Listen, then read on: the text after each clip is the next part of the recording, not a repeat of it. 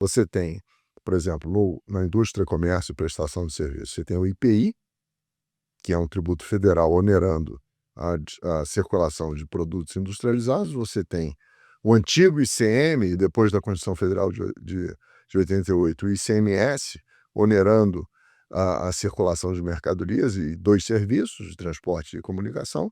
E você tem o ISS, que é o Imposto sobre Serviços, de índole municipal, que onera todos os serviços prestados.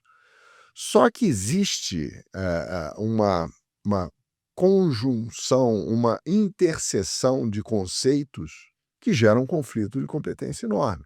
É um conflito de competência entre o IPI e o ISS, entre o ICMS e o ISS, entre o ISS e o próprio ISS, porque tem questões de local da prestação que geraram um conflito enorme, ICMS com o ICMS, são conflitos para todos os lados. Nós vimos a tributação dos downloads, que é uma tecnologia absolutamente ultrapassada, que foi ser definida 20 anos depois, quando o download nem existe mais, né?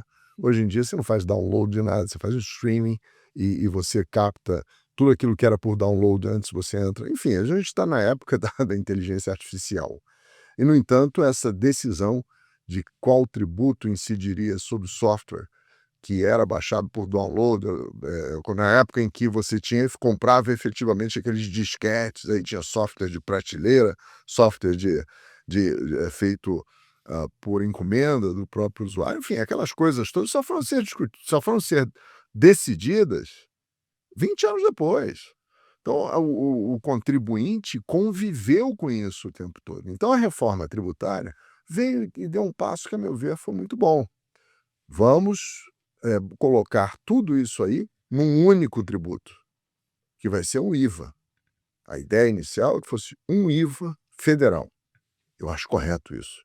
Eu tenho vários artigos anteriores em que eu digo, quando ainda nem se discutia essa reforma tributária P45, eu dizia, a solução é um IVA federal. Até porque eu tinha participado dos debates dessa reforma lá em 95, e como eu disse aqui, eles propunham um IVA dual, eu sempre dizia, a solução não é um IVA dual, a solução é um IVA federal.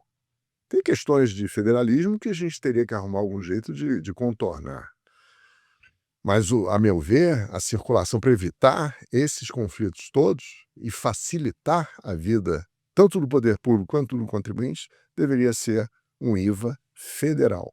Mas, por questões políticas, essa reforma não passaria se o IVA não tivesse sido transformado de federal em dual, ou seja, federal, e aí criou-se uma competência compartilhada entre estados e municípios para a cobrança do chamado IBS, que originalmente o IBS seria federal, como eu disse, e criou-se um tributo que, engraçado, ele não veio sob formato de imposto, né? Ele veio sob formato de contribuição.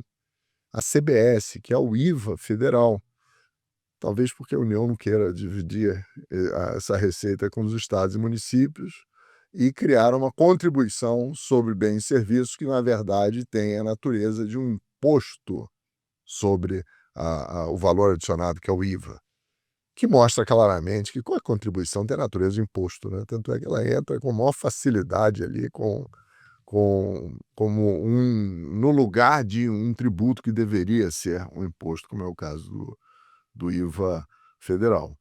Aí promete, não, nós vamos criar um IVA que vai, inicialmente, quando era o IVA federal só, vamos criar um IVA que substituirá 5 tributos: IPI, ICMS, ISS, PIS e COFINS.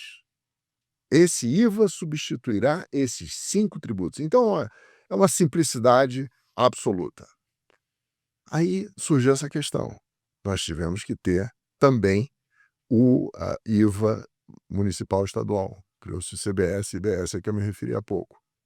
Mas logo em seguida diz, não, nós temos que ter o excise tax, que é o imposto seletivo, que existe no resto do mundo.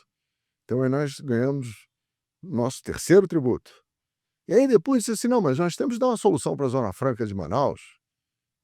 Como é que nós vamos criar incentivos fiscais se esse sistema ele torna muito difícil a criação de benefícios fiscais, inclusive para a Zona Franca de Manaus, que são protegidos constitucionalmente. O Simples também é protegido, a pequena empresa. Como é que... Aí criou-se algo que, a meu ver, é risível, manteve-se o IPI, lembra que